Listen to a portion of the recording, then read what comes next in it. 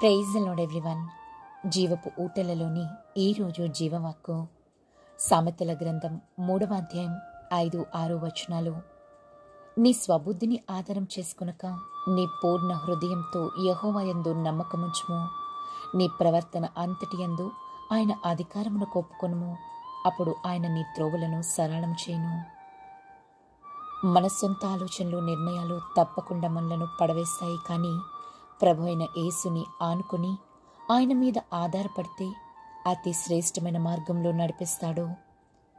ప్రభు మీద ఆనుకోవడం, ఆధారపడడం అంటే నచ్చిన విషయాలు వినడం, అనుకూలపడని విషయాలను నిర్లక్ష్య పెట్టడం కాదు.